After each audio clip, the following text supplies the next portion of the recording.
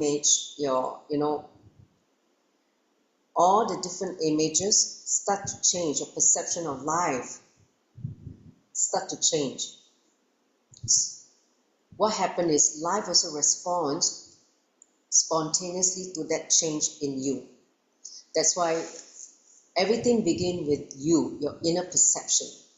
Your inner perception shifts whatever is going to be manifested in the physical world will follow that shift. Understand? So he said life naturally supports expansion. Your life itself is nothing but a space to expand your consciousness. So life is all about moving towards expansion. The moment you move towards contraction, that means status quo, you are moving towards death. So when you try to expand, you will touch a subtle rubbing point, a point of friction, where your patterns or laziness, fear, stubbornness, resistance will be colliding with the expansion demanded by authenticity. In that moment, make sure that you face those rubbing point or the point of frictions so that you complete with that and not allow those patterns to take over you and make you inauthentic again. So when the transformation make you in the inner world is seen as a result of outer world, it is spirituality. Okay, spirituality means for inner world and outer world there's no difference, and the transformation in the inner world manifesting in the outer world, the result in the outer world. Okay, let's say you shift, you feel from a poverty consciousness, you shift to abundance, you feel inner wealth, then you start seeing the outer world manifesting. Okay, then that is true spirituality, not begging, oh please give me money, please shower me. No, first shift your inner space, dropping all the poverty consciousness, then you see the outer world start to shift. Others' expectation from me is the most precious input for my growth. Whenever people give you, the understanding of their expectations of them, of you for them, it is something which is what it is good for your growth, which means you didn't want to stretch, someone is telling you. So be grateful to those people who tell you. Don't get angry with them. Don't get revengeful with them. So courage to face your past is, no matter what, is authenticity. Your past, you may have created a mess, you may have done quite a lot of crime against yourself, against others, but have the courage to face it, because at that point in time, you did not have the intelligence to make the right decision, so you created a mess. But facing it, don't run away from it, is authenticity. Learn from it and move on. So spontaneous lying is by its nature unconscious. So this is, Somji would spend some more time later in later slide to talk about spontaneous lying, because this is one sure expression of inauthenticity. Okay, so let's get into today. So a recap again: authenticity, Shraddha, means it's a state where you are established in the peak of your capacity and respond to life from who you perceive yourself to be for yourself, who you project yourself to be for others, and what others expect you to be for them. Okay, so this, in all of them are in the peak capacity. So first, powerful cognition. Are you running from yourself? See, when you look into the pattern of spontaneous lying, that you lie because you try to cover up something. Someone question you, you try to cover up something because you didn't do, or because you forgot, or something, you just try to lie. You see that the reason why you lie are not always very big. Many times you lie just to avoid some uncomfortable situation or conversation or people. It is usually only to avoid some situation which you know will force you to face the truth about yourself. Instead of changing the reason why such a situation occurred, you think you can escape it with a lie. This is the basic thread of dishonesty running in your life. Okay, not being honest. This is the threat, trying to lie. And the biggest problem is that society conditioned you to believe that it is okay. It is okay to lie. People say, oh, white lie. No, it's not okay. You start believing that it is a smart way to get yourself out of the uncomfortable situation. This is a very dangerous belief, to think that telling a lie just to get yourself out of a situation is okay. In the spiritual world, this is not okay, because it will lead you to more and more inauthenticity. Next slide. So here's a story, a small story Swamiji wants to tell. He said, a pickpocket was pronounced guilty in court and sentenced to a jail term of 8 months, okay, with the option of paying a fine of $200. So either he was sentenced to 8 months or pay the fine. So the defense lawyer, knowing that his client could not pay the fine because he doesn't have the money, right, pleaded with the judge, Your Honor, my client can only afford $50 if you allow him a few minutes in the crowd. Okay? Do you get the joke? See, what you're doing is no different from this situation. You're trying to get out of your problem by using the same method which got you in trouble to begin with. It can never bring you peace. The truth always hurts because it requires you to change something, transform something. That is the reason why lying is so convenient, so much practice. This is still convenient. So you try to avoid a short-term problem and end up choosing a permanent problem. Any act which is rooted in non-integrity because the cause for adding more suffering to your life, right? See, non-integrity cannot be justified because you don't want to have more suffering. Understand? When you face it, the suffering could be just very brief and you will get over with it. Rather than, oh, I don't want to face the suffering, so you keep telling lie, keep telling lie, keep telling lie. Understand? So anyone catch the joke? Huh? If he allows you a few minutes in the crowd, he will go and steal again, right? He will pickpocket again, right? So it's still the same problem. All right, next slide. So here's a click. Spontaneous lying happens out of a space of deep unconsciousness. When you're deeply unconscious, you resort to lying. So when you bring awareness to the words you are uttering to yourself and others, spontaneous lying will drop away from on its own. That means what? A line back to integrity. When you're integrated, you will never lie. Correct? Integrity is a sure antidote for spontaneous lying, because you have to be aware, oops, I cannot say this because I don't mean it. I cannot lie to myself. No, I can tell lie to another person. Then you stop lying. Okay? So that is the power of integrity. Next slide. So don't kill your transformation. This is what Swamiji wants to tell. So in the earlier clip, he said, don't run away from yourself. Now, he said, don't kill your transformation, because authenticity is about transformation. When you become inauthentic, you just kill your transformation. So he says, spontaneous lying is a pattern that never allows any transformation in you. It stops your transformation at the very first step. So if you are habituated to lying, not only lie to yourself, you lie to others, understand, you have stopped growing because you don't allow yourself to be transformed. So he said, listen, in any zone of your life where you lie spontaneously, you mislie. In that zone, spontaneous lying takes away life from you.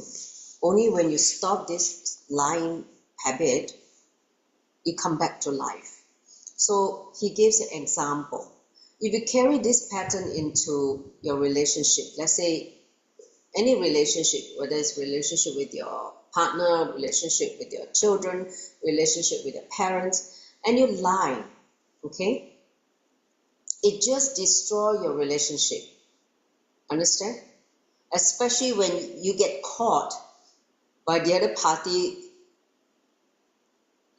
that you're lying. Oh my God, explosion happened. when I caught Kai was lying to me, I exploded. Boom. Like a dynamic boom. Then I caught him and said, stop lying anymore. Be honest with me. Tell me the truth. Then I would grill him and say, why do you lie? Why do you do this? So, see, he was afraid to face me. So he lied. But when I found out, even worse. So anyway, next slide. So if you have this pattern with your wife, imagine it with a spouse, she will never be able to add what she's supposed to add to your life. Understand? One of the worst thing about spontaneous lying is that you are not able to have that relationship where both of you are growing. You say you may expect her to add more love, romance to your life, but as long as you carry this pattern of lying, she will never be able to add that to your life. You don't expect any love and romance. Understand? In the same way, even though you want your husband to add security to your life, you'll never be able to feel secure with him as long as you carry this lying pattern. So it applies for both husband and wife. So if you have the pattern of spontaneous lying with your mother, imagine you always lie to your mom so that she doesn't scold you, so that she doesn't pressure you. You'll miss everything that can be added to your life by your mom's presence. Understand? That spontaneous lying is the unfortunate and most silly pattern with which you simply stop the Master's grace from showering on you. So if you stop receiving the grace from the Master, look in. Have you been entertaining this spontaneous lying pattern? If you lie in front of the Guru, especially the Master, understand, the grace stops. You don't feel the showering. So don't lie in front of Guru. Be very transparent because he's sitting inside you. He's Antayami. He's that silent observer sitting inside your heart. So how can you lie? Don't try to lie, even though he has a physical form, but his consciousness, he knows what is happening inside of you. So the earlier you wake up to this stupidity of spontaneous lying in front of the Guru, the better it is for you. Understand? The better you get out of this Maya and start becoming authentic. And then Guru's grace can shower on you. So don't entertain spontaneous lying with any of your relationship, especially relationship with Guru. Okay? With Master. Next slide. So spontaneous lying is a complicated pattern. Understand? People who have developed this habit of lying, it is a pattern but very complicated. Where you hide your inauthenticity with your non-integrity, it's like two patterns interwoven into this monster called spontaneous lying. First, you're not integrated, you tell lies, and then next you try to hide something by your inauthenticity. So it's like a two dosages of demons sitting inside you. I call it two demons sitting inside you. So lying is like a direct act of non-integrity. When you use lying to hide your mistake, you are using non-integrity to support your inauthenticity because you don't want to stretch, you don't want to do the work. So when you get questioned, either by your boss, by your leader, by someone that you need to report to, and then you start lying. Oh, no, because I have to do this, you give some, called a boo story, just to hide your inauthenticity, and you hide your mistake. You may get away with one time, but you will never get away all the time. Understand? One time, okay, somebody may not catch you, but if you keep using this pattern of spontaneous lying, you're going to get into trouble because you can't fool all the people all the time. So since spontaneous lying is an inauthenticity that arises out of non-integrity, you have to first work on restoring your integrity. Work on integrity, because integrity happens with conscious thinking. Before you utter any words to yourself and others, you have to think what words you want to say, what words you want to use. So if your thinking is conscious the whole day, it will continuously align with the commitments you make. Understand? So then there's no gap from what you say versus what you deliver. It will just be aligned. Whatever commitment you make, the action will follow.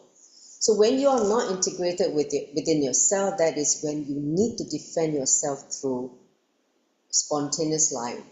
Alright? So if you are not complete with the idea that you carry about you, you go on lying spontaneously. You need to be complete with how you feel about you, the idea you carry about you. That means your inner image. So spontaneous lying carries the smell of your non-integrity. So spontaneous lying and non-integrity, they are basically, how would I say,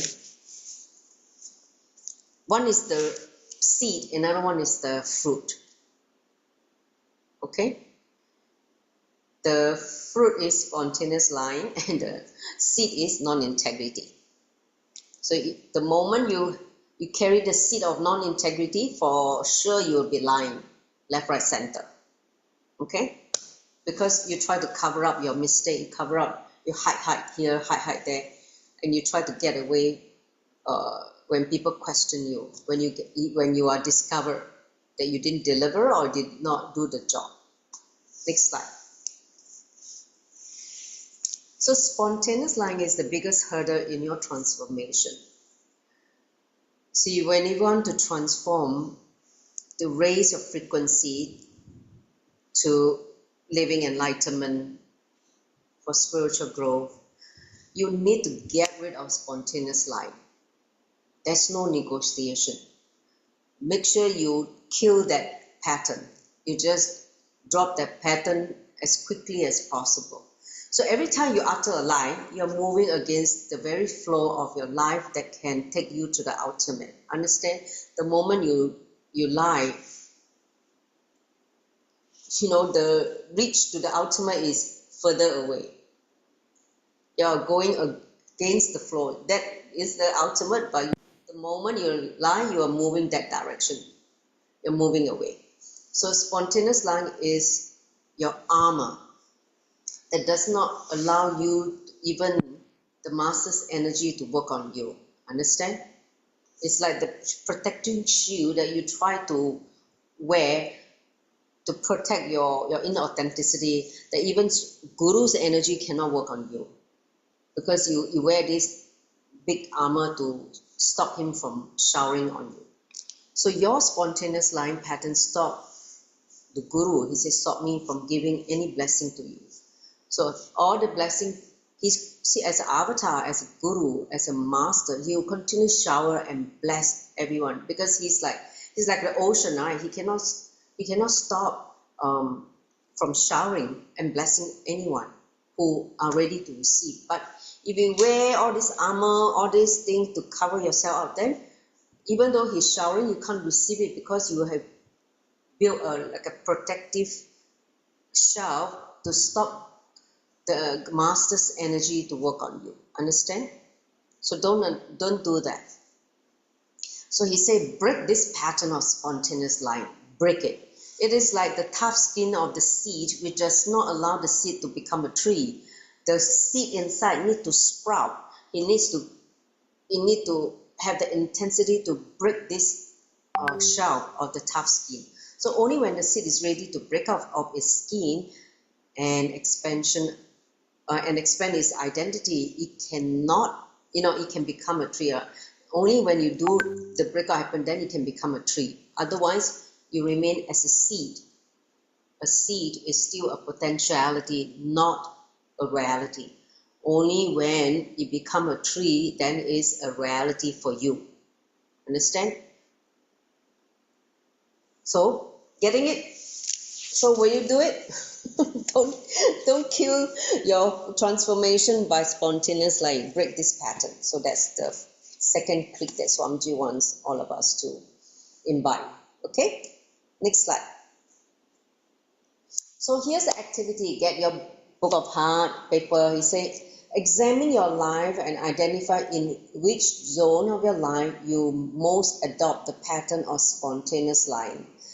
Okay, identify, is it within the relationship, is it in workplace, where, in, or maybe even with yourself, that you are not able to face your higher self and you lie to your higher self.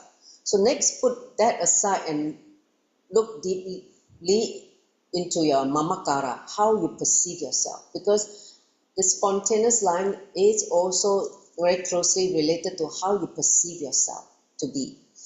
See, any lack of integrity is closely linked to the internal conflict of your inner image, how you perceive yourself and how you project to outside. So are you incomplete with some part of your mamakara?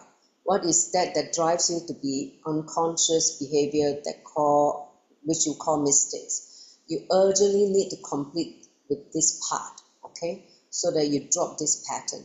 Complete and take responsibility and align yourself to authenticity again. So now let's take a few minutes to do this. Take the paper and list down the areas in your life that you adopt this pattern of spontaneous lying.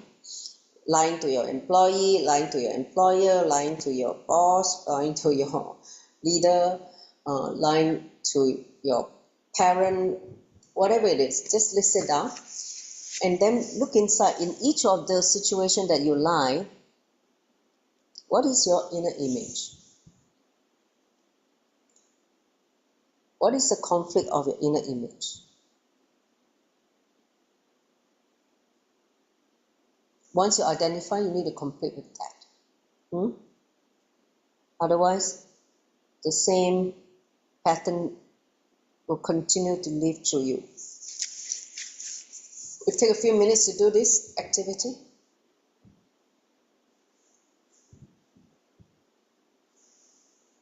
At least you identify in what areas that you are committing this crime of spontaneous lying.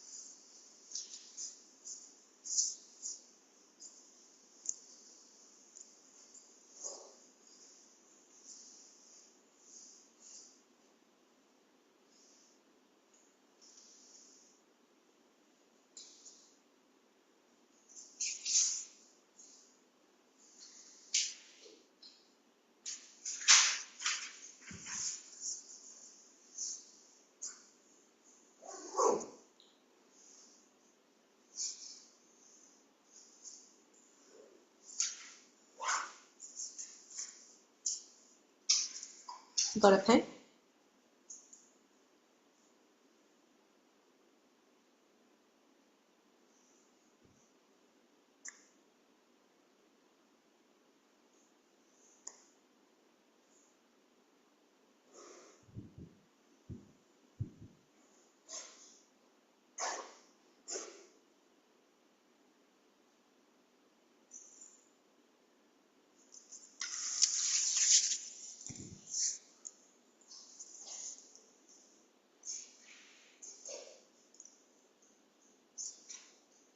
Okay, great.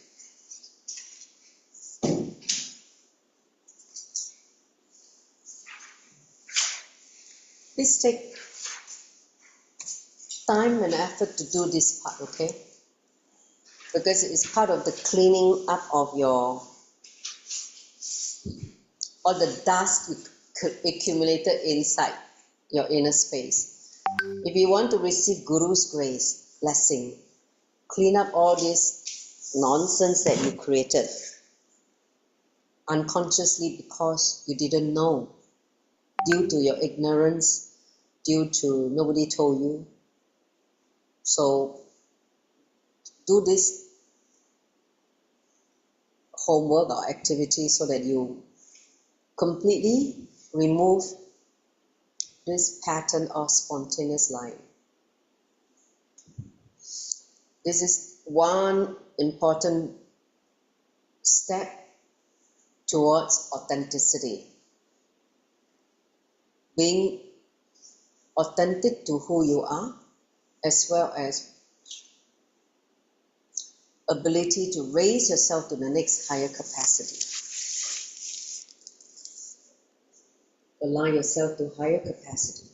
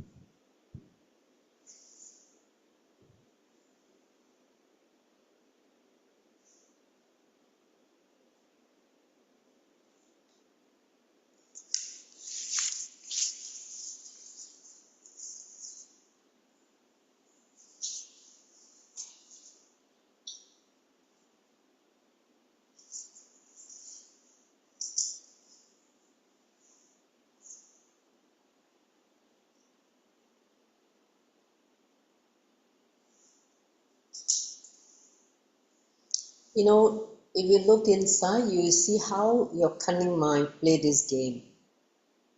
If you become simple, innocent, spontaneous, you see all this lying, all this will not be there because you will not even think about it. You just be as you are. But when you start to have all these different ideas about who you feel you are and what you want to project into the outer world, and you have some incompletion with some part of your inner image, that's where the mind starts to create such not only non-integrity and inauthenticity, but play the game of trying to lie, trying to get away, trying to escape something in your life. Okay? Are you with me? Give me a thumbs up, you are with me.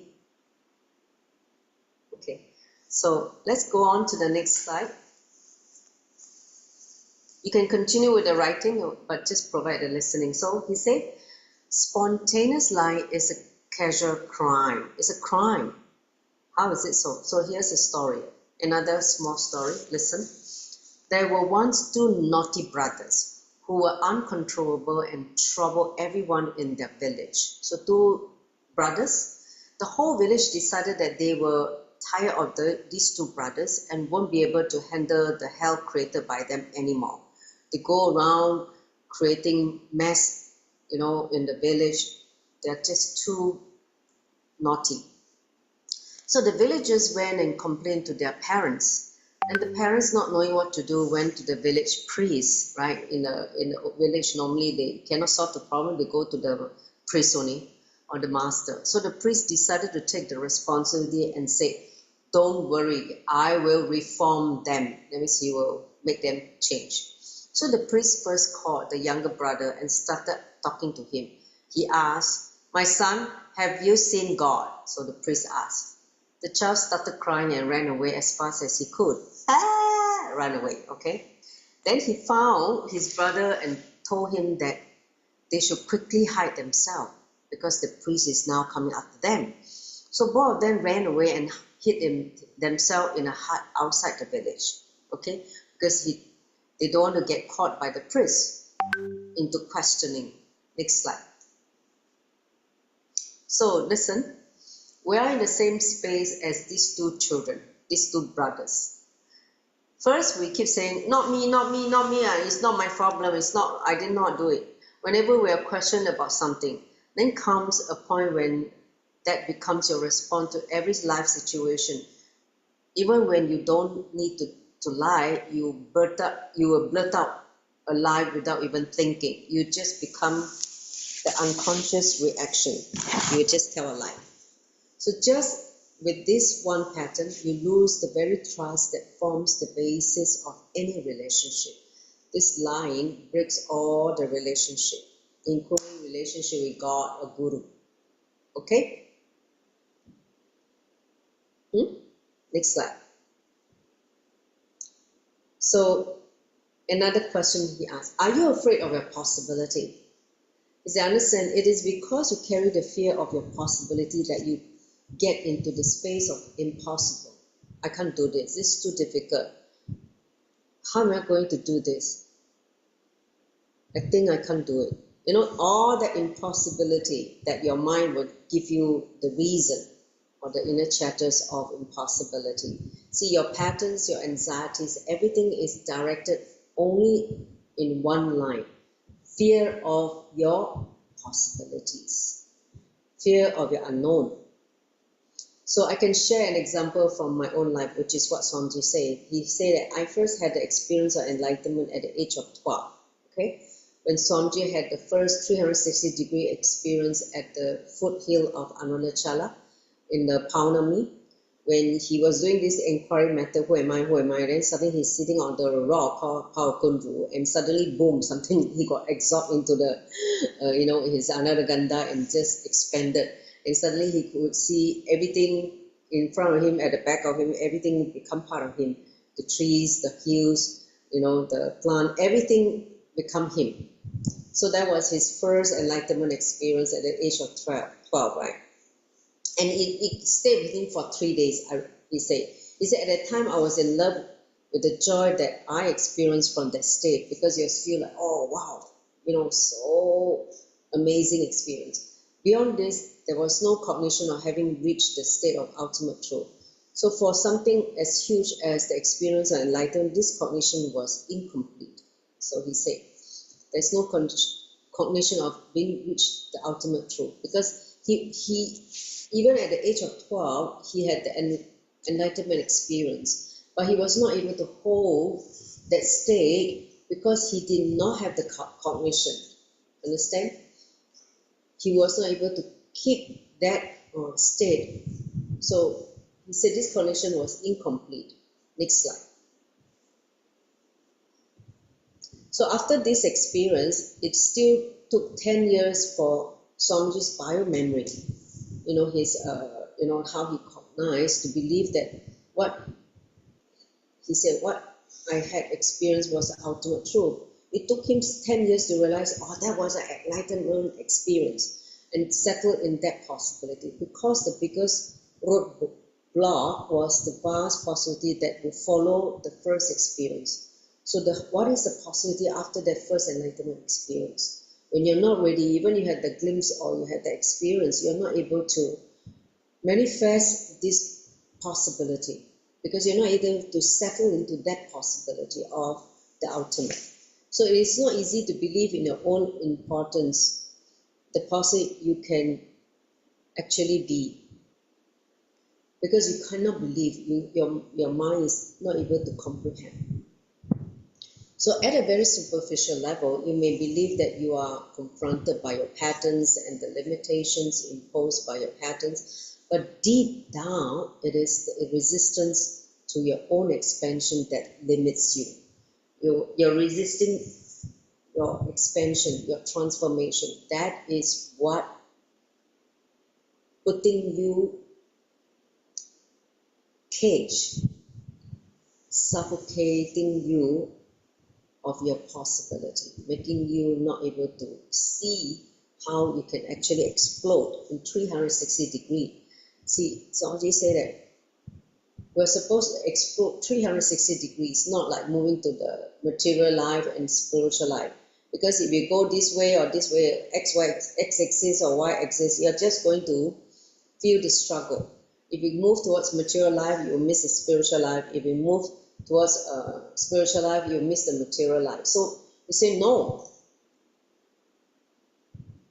Either cognition you're going to miss.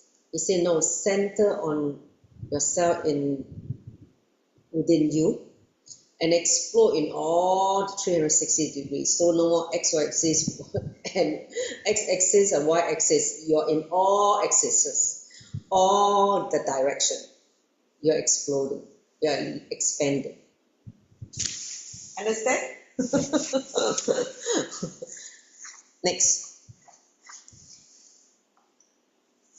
So it is due to this fear of your possibility that you get into the space of impossible. Because if you believe in your possibility, then your biomemory loses its power over you. Whatever you think of your limitation will lose power.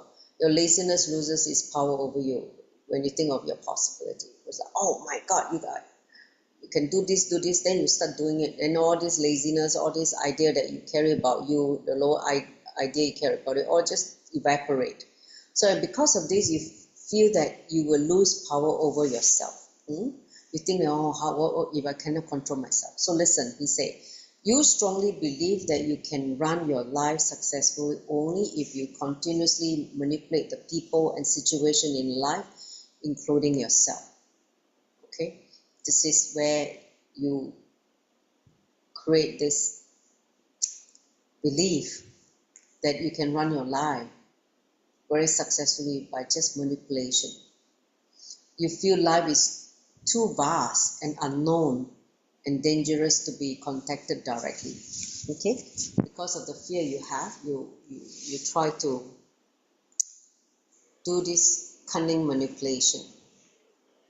Next slide. So you take all the support you can, whether it's laziness, resistance, spontaneous life, to make a small, safe, comfortable island for yourself in this vast life. These are all the ways in which you manipulate life to make it safe and comfortable for you, for yourself. But you forget you are a lion, not a fox. You're supposed to roar like one. So you do not need manipulation to survive and succeed. You do not need the help of your manipulative mind. Not at all. No. He said it is integrity and authenticity that are your strength, not your manipulative mind. So drop your cunning mind that manipulates your only you and also others. Let go of the manipulative mindset and declare your commitment to an authentic life. Drop this manipulative mind. Try to escape, try to hide, all these things that you don't want to face. Stop all this running away. Face it. Have the courage to face it. Otherwise, you'll manipulate. You try to hide. Okay, next slide. So here's another contemplation. It is the resistance to your own expansion that limits you. Drop the resistance. It is because you carry the fear of your possibility that you get into the space of the impossible. So you try to limit yourself through the resistance you create yourself, because you have this fear of your higher possibilities. So because of the fear, you try to think negatively. Impossible. Okay, so that is what is happening in the area of inauthenticity. That's how you created inauthenticity, with this cognition. Resistance, fear, and negativity. All three tango together. They are dancing together. Next slide. So what is stopping it? What is stopping it? He said, here's another story. One day a young man prays to God. God, please make me win lottery. Does it sound familiar? God, please make me win lottery. He goes to sleep at night with full of hope. Tomorrow morning, Toto. liu he cai, yay. So the next morning happens, nothing happens, okay?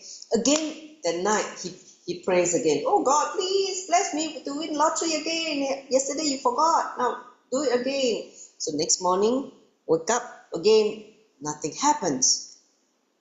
Again that night, he prays to the God again. He said, God, please let me win the lottery. I pray to you. I'm in trouble if I don't win the lottery. He cries bitterly. The next morning, again, nothing happens. It goes for 6 years, 60 years. Okay, not 6 years, 60 years. Every night, he will pray and pray and pray. Nothing happens. For 60 years, this went on, okay? The man prays and prays and prays but never wins the lottery. Finally, one day, he's on the deathbed. He's going to die. And that day, he really cries to God, asking God to appear before him.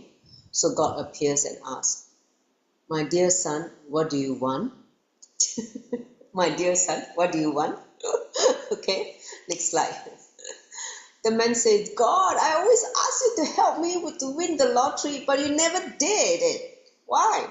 The God said, my son, I'm always ready. But why didn't you buy a ticket even once? He only prayed, but he never buy the tickets. Okay, so listen carefully. Expansion is possible when you're ready to stretch yourself a little for it. Okay? You need to stretch. So many times you go on retaining your ignorance as a blockage, holding on to your ignorance and laziness, and continue to expect that miracles will happen in your life. No. If you want expansion in your life, stretch. Don't just pray without stretching. Okay? So expecting the other to stretch without stretching yourself is nothing but violence. Violence, understand? You have to do it, but you don't do it. You yourself lazy, don't do it. No, that is violence. Stretching yourself to the maximum and expecting the same from life is authenticity. When you start stretching and you expect the same thing around you in life, that is authenticity.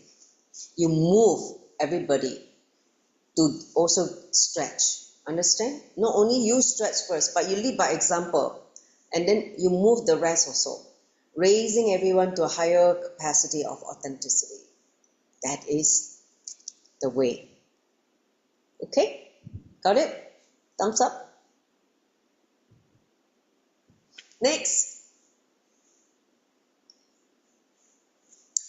Here's another contemplation. So listen carefully. He said, with the notebook, note down 5 situations in your life when you were very bitter about not getting something you wanted. Write down 5 situations in life that you wanted so badly, but you feel very bitter. How come I didn't get it? Why? Whether it's getting the money, getting the job, getting the relationship, whatever may be. Okay, or getting the man or woman that you wanted. So now, go back to those situations, these 5 situations, and honestly see in which of this situation you had not done your authentic best to make it happen. Like for instance, you wanted to have a healthy body or yogic body, but you never do anything. Okay, and you feel bitter that now that you're sick, you always fall sick. Okay, so go back to those situations that you have wanted to have a healthy body so that you don't have to pay a lot of money to the doctors. But if you look into this situation, you had not done the authentic best to make it happen. Have you done your daily yoga? Have you tried to eat healthily? Have you tried to make sure that your mental health is also taken care of? Because mind and body are 2 sides of the same coin. If your mind is disturbed, your body will be sick. So have you done that part of your work to make sure that you have a healthy body. So all this situation, whether it's in the area of health, in the area of relationship, in the area of career, spiritual path, all those situations that you feel bitter, that you're not getting what you want, contemplate on that. Complete with that pattern of laziness and inauthenticity. Let's say not doing daily yoga, or you need to complete with that laziness, drop that. Or for instance, your relationship, you don't treat your whatever the relationship that you have with friendliness and authenticity. So you expect the person to stretch based on your expectation of that person, but you don't want to do anything about it. So look at it. If you don't get transformed, you don't stretch. Do you think that the other person is going to transform and shift? No. All kind of transformation has to start from each one of us first. Then, by your authenticity, you will move the other person, because you are exposed to the other person, their inauthenticity. Once their inauthenticity is exposed, then they will recognize that they have to align back to authenticity. That is the way to help the other person to get back to authenticity. Understand? But if you haven't been authentic and you expect the person to be authentic, you keep scolding the person, then the person will say, hey, don't say you also never do anything, you're not any better than me, who are you to talk to me like this, you show me first, otherwise keep quiet, that kind of thing. So right, very familiar, right? So only when you become authentic, then the person will shut up. Okay, so start aligning yourself first before you expect the other person to be authentic. Okay, next slide. So here, Swamiji said, it's okay, this word that you use all the time is not okay. He said, how many times have you stopped yourself from achieving your highest potential just out of the attitude of, it's okay. Today I didn't do it, maybe I try tomorrow. Tomorrow I wake up at 5 a.m. to do my yoga. It's okay, today I sleep, Today I take rest, chill, So this is okay are the words that can ruin your life. Don't even entertain these 3 words. It is okay. No, it's not okay. It is okay if I miss my tennis practice just today. It is okay if I have one more chocolate. It is okay I cheat on her just once. It's okay if I miss only one spiritual vow. It's okay finally one day everything is okay. Anything is okay. Understand? See how you allow this is okay attitude to percolate to any aspect of your life, whether it's eating wrong, overeating, or relationship, or in your spiritual life. All that will ruin you eventually. Your life will be destroyed just by this is okay attitude. So do not think that you will directly start with big crimes. It is all these small demons, okay? Demons living inside you. Is okay, demons living inside you. Then you become a big Satan, like a big big horrible monster. Okay, loss of integrity always starts with a small it's okay. Unconsciousness enters into your system only through small actions. Catch yourself. Don't allow this small is okay to grow into a big tumor. Understand? Catch yourself when you say it's okay. No, don't entertain this attitude at all. It is not okay. I will not allow this to happen again. Snap yourself out of this and align back to authenticity. Okay? Next slide. So one of the great disciples of Ramakrishna, Swami Brahmananda, okay, this disciple asked a young monk to leave the monastery simply because of the unconscious way in which this young monk was found peeling potatoes in an ashram kitchen. He was peeling the potato in an unconscious way. Okay, so this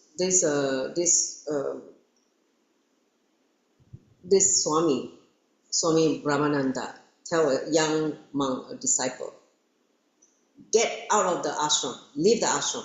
So the sannyas, right, living like a monk requires the highest degree of integrity, because once you take sannyas, you become responsible for the whole world, not just yourself. You're declaring, I'm responsible for the entire universe, including the world I'm living. So even if you feel that as if you're having your own way, when you say it's okay, be aware. It is just a state of powerlessness. Not performing to your maximum capacity is certainly not power. And never trust the decision that you make when you are feeling powerless. Whenever you are feeling imbalanced, powerless, never make those important life decisions, because those life decisions that you make in the space of powerlessness will always be a mess, will always create a mess in your life. You will regret it. So don't make those important decisions when you're feeling uneasy, powerless, painful, hurt, whatever may be. In those moments, stay away from the decision making, align yourself complete whatever is disturbing you, the incompletion, and then once you're complete, getting back to the space of completion and powerfulness, then you make the decision. So while you're feeling powerless, you can cause irreparable damage to you that you can't fix it anymore. You missed it. Your life will be in a mess, which takes years to repair, which takes many, many years to repair. Sometimes may not even get repaired in this birth. You have to come back another body, it's take another body to repair it. You don't even know. So even the will to repair can disappear. After some time, you just give up. I can't repair.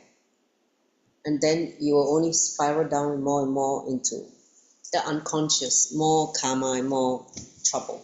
Okay? Next slide. So this is okay attitude is the termite. You know how the white ants eats the wood and create hollow in the furniture or your bed? Will eat away your integrity and destroy you without even you knowing about it. Understand a simple, it's okay. It is the termite that eats away your power of integrity. So after some time, this attitude will settle in you, and you will even forget that you are living in non-integrity. You don't even remember that you're not integrated anymore. So the power in authenticity is such, after 2 days, it makes you forget that you are inauthentic. This power in authenticity will make you even forget that you're inauthentic. You don't even remember, oh, I'm actually inauthentic. So remembering it is a very painful. That is why you forget so easily. You don't want to even remember it. Because when you remember, you have to do it. You have to transform. So you try to forget. You just say, okay, come on, let me just have that nice, yummy food. And then I'll forget about it. Oh, let me just go and get some entertainment in in some social media and then forget about it. So it's like this only. So never think that a little inauthenticity is okay. Usually keep a little inauthenticity in reserve, justifying to yourself that you will use it only in any extreme situation when you have no other choice. It is like storing a little poison in the corner of your house because you may need it after 2 years or 5 years. You just stash some poison there and keep it in reserve. If you need it, you're going to take that and just take the poison. So that is inauthenticity. Next slide. So finally, he said, no, declare clearly now that you will not allow it's okay to destroy your possibility. Post-mortem is of no use to your life. Do future mortem. Throw out all the it's okay attitude from your inner space before it destroys you. So here's the practice. Next time you find yourself saying, it's okay, catch yourself. Which incompletion is awakening inside you? When you say it's okay, which part of incompletion is awakening inside you? Whenever it feels the pattern that is okay rising in you, simply respond it is not okay. Just tell yourself, it is not okay. Let me get out of this. Each time you choose, it is not okay, you become more and more authentic. Authenticity stabilizes your being. Understand? We want to live with stability. You know how we try to get stability with having money, right? Let's say when you feel that you have no money, you feel insecure. You feel like you're living a life of instability. But the actual permanent stability is living with authenticity. That is the one that stabilizes your being. When you're living with authenticity, you simply know that you're God, okay? So when you know that you're God, so nothing can instabilize you. Your being will be so solid. It will be like Mahadeva, the immovable. You know, Mahadeva is immovable, so stable. Okay, so authenticity is the solution to stabilize your being. If you feel that your being always ding here, ding there, swing here, swing there, it's like a yo-yo, which means you're living with inauthenticity. You need to wake up to authenticity so that you feel yourself being stable. Okay, got it? Thumbs up. Next slide. So he said, want a holiday from life? Don't think that your hatred of work or your constant desire for a holiday is a simple thing. This is another thing. That your this fantasy, oh, I need to take a break, I need to go on holiday, okay? Because too much work, I hate doing the same work. So understand that part of which asks for a vacation from the flow of life is your biggest enemy. The hangover of the need for a holiday is nothing but the perversion in you which is fascinated by death, which constantly entertains the idea of death in you. See, wanting the holiday and because you don't like the work, this is another area of inauthenticity. So listen to this carefully. Please understand, there is one part of you which has a constant desire to shrink, to die. In all of us, there's one part which constantly want to shrink, want to die. And one part of biomemory carries that some pattern of hatred of life. Like part of your biomemory, you say, you just hate this part of life. That means because life demands expansion and you hated that. It is that anti-life hangover which expresses as a deep desire for a holiday. Deep desire for holiday is anti-life. Do you understand? And society promote that. Give you the idea it's okay to go for a holiday, create this fantasy about this wonderful holiday and all that. Next slide. But in the in spirituality, design for a holiday is not authentic. So say when you are fulfilled in life, you never ask for holiday. You don't need a holiday from life. And even if you take a holiday, when you do it out of fulfillment, you enjoy and return rejuvenated to your routine life. In fact, you will not even feel that your routine life is different from a holiday. True, when you go on a holiday, whether you are doing the same thing, it's no difference. Okay? But when you try to take a holiday to escape from life, you will never be fulfilled. See, the space where you take a holiday is important. Whether you do it out of fulfillment or do it out of non-fulfillment. That means the right intention versus trying to escape from life. Understand? Even if you take a holiday, you see you will be restless in a few hours or a few days. I tell you, till you are just tired of the idea of holidays, life does not start for you. So banish this idea of holiday, because anywhere you go, every day will be holiday. When you don't have this desire for holiday anymore, you don't feel that you need a holiday. Okay? So I feel that I'm alive, joyful, radiating when I go on enriching people, right? So that's Swamiji speaking. If people are not there, it is not that as if I'm going to miss them. I just sit in my samadhi, in the state of kevalatva. It means my own aloneness. See, when you reach certain level of completion, and that means certain level of awareness, awakening, you would be just happy being alone in your samadhi. You don't need to go on holiday. The minute you sit, you fall into the samadhi, enjoy your aloneness, that is already holiday for you. You don't need to physically go and travel, take a plane, go to another scenic place to see the beaches, see the palace, to declare that I'm on holiday. No. Whenever you are, wherever you are, when you are able to sit in that samadhi state, falling in tune with your being, that is holiday. Okay? So for enlightened beings, that is holiday for them. So there's no need for holiday for them, because they can just fall into that kevalatva. Next slide.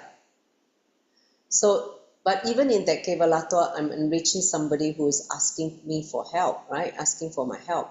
Even in my aloneness, I'm not going to enrich people. I'm only going to enrich people who are asking to be enriched. Then why not use this body also to enrich people? So commitment to others gives you a bone structure to run your life when you're committed to others. It is like having a road ready for your car to run. Holiday is like rocky terrain where you cannot run your life. Understand? That is the analogy that Swamiji is trying to make us understand. Holiday is a rocky terrain, whereas when you are, committed to enrich others, that's like having a road ready for a car to run. So desire for holiday is a poison pattern sitting in you. So today he talked about a few poisonous pattern. Okay, one is wanting to get a holiday, another one is it's okay attitude, another one is running away from yourself. So constantly making you break your integrity and authenticity. Okay, so that's another poison pill that we are taking, wanting a holiday from life. Next slide. I know some will resist. Wow, I want holiday.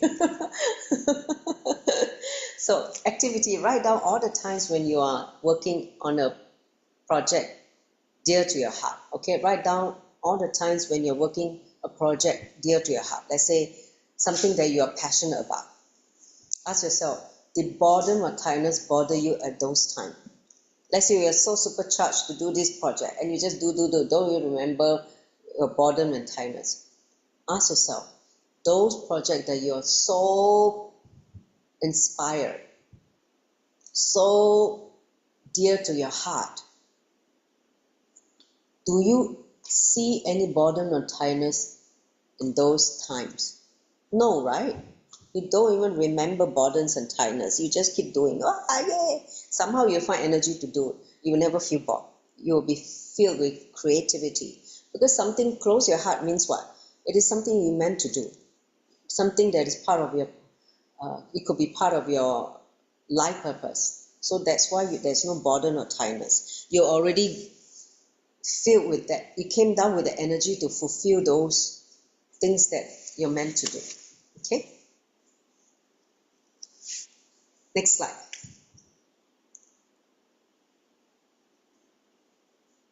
So here's another thing. He said you need completion, not contentment. Listen, society teaches us about contentment in the wrong context. Listen carefully. When you don't know this, you will follow the society understanding of contentment.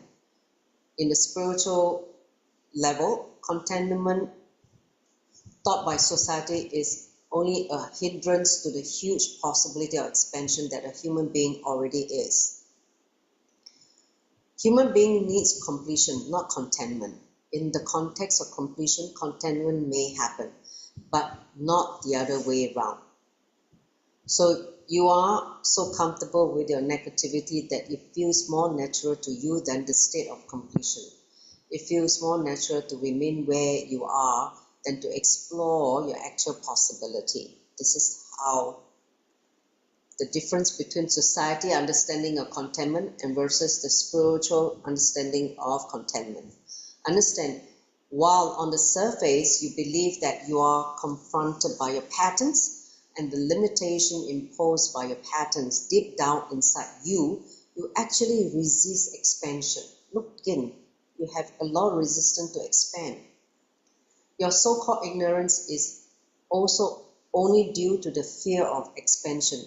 You don't want to have the knowledge because you are scared of the expansion.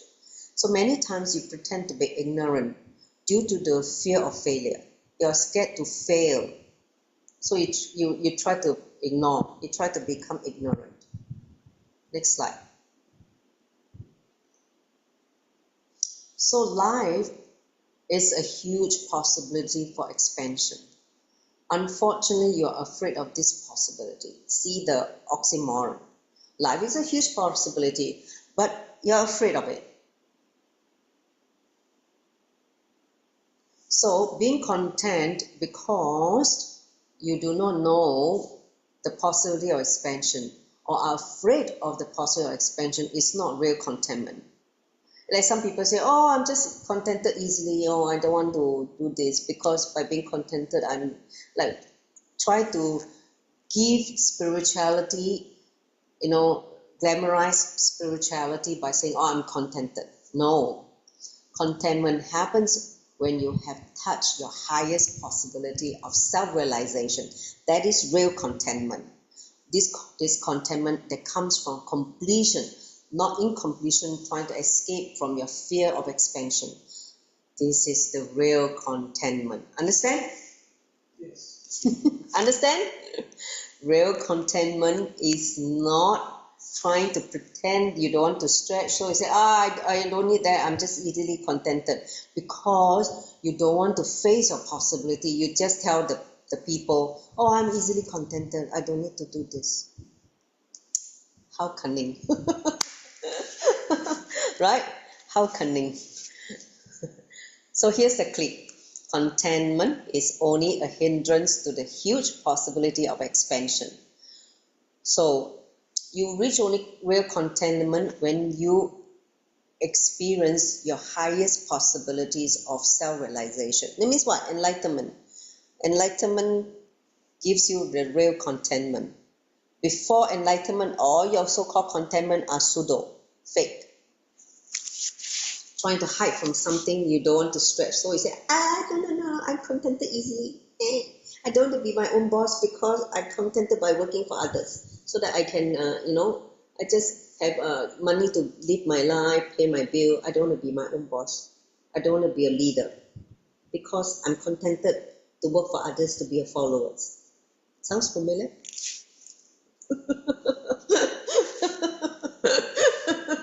I'm just contented. No, don't make me a leader. I just contented to be a follower. No, Swamiji say no. That is trying to hide your inauthenticity. Because you're afraid of possibility. No contentment. Complete with that. Okay? I think this is the last slide. Shall we do a short contemplation? Okay? That's the last slide if I'm not wrong. Just check. Is there any? Yeah. So we're going to meditate for 5 minutes. Okay? Of all that has been covered today, what clicked with you the most that you need to look in, that you need to essentially face yourself, or the inauthenticity? Which one say, this is why I'm suffering, this is why I'm not able to have a breakthrough. You're going to sit with yourself and face whatever that came up from inside during this whole 1 hour plus of Swamiji's talking about this inauthenticity. And at the end of these 5 minutes, write down what transformation you are going to make for yourself to align yourself back to authenticity. Can? Okay, so you can put on the iPad now. So let's sit with Swamiji. Let's have a little bit of self-diagnosis or introspection so that we can align ourselves back to authenticity. Okay?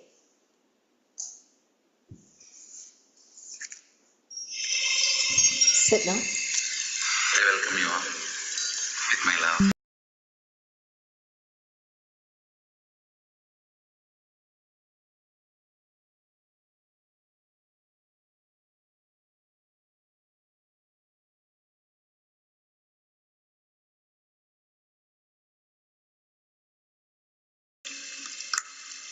Om Nityananda Paramashivoham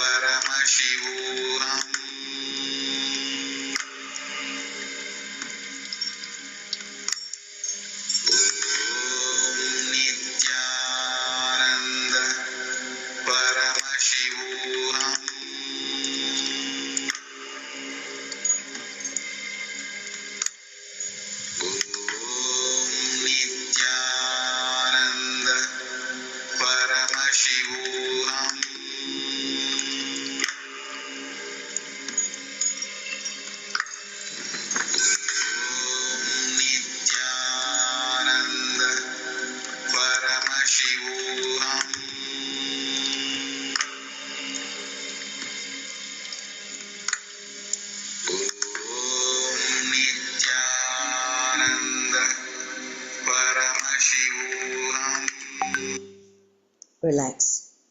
You can open your eyes now. We'll complete with the remaining 3 slides. I hope you got a click what you need to work on now of all the patterns of inauthenticity that were spoken today. Last slide. Next slide. So here we are. The next batch number 9 is happening in August, okay? August 1st to 31st of August, and it's happening in 2 locations, not Antigua anymore. One is in the Caribbean island called Kitts, is it? Kitts. And then another place is LA, Kailasa in LA. Okay, let me just see where is this place, sorry. It's called St. Kitts. St. Kitts is the island near Caribbean. That is one place, no longer in Antigua. Another place is LA Temple in Los Angeles. So we invite all of you to come and join the Paramashiva training for the next batch in August. Okay, next slide. So be part of the enlightened civilization, become part of the East citizen of Kailasa. You can speak to any one of us. Then next slide. Okay, next week we'll have a replay of today's session. There will be no class, no physical class, but an online replay. I'll be back 2 weeks later with responsibility. We're going to touch on the new tattva, new spiritual principle of responsibility. Now that you learn about integrity, authenticity, the next one is take responsibility. If you're one person who always run away from responsibility, this is one chapter that you should not miss. It's called Upayanam. Okay, so we're going to come back on August 6th to resume the essence of living enlightenment on responsibility. Okay, so any question? Otherwise, we're going to conclude with the Puna mantra. It's already 9. You can share in the group, in the WhatsApp group, and if you have further questions or you want to share something. Okay, let's finish off. Hey, how are you feeling, Leslie? Is it better now? Didi? Feeling better? Okay, good. Om Purnamada Purnamitam Purnat Purnamudachyate Purnasya Purnamadaya Purnameva Vashishyate Om Shanti Shanti Shanti Hari Om Tat Sat Sauvam Bhagavashi Nityananda Paramashiva Paruka Paramastu Om Nityanandam. Thank you, Nityanandam. See you. Bhakti, do you take a photograph, a screenshot?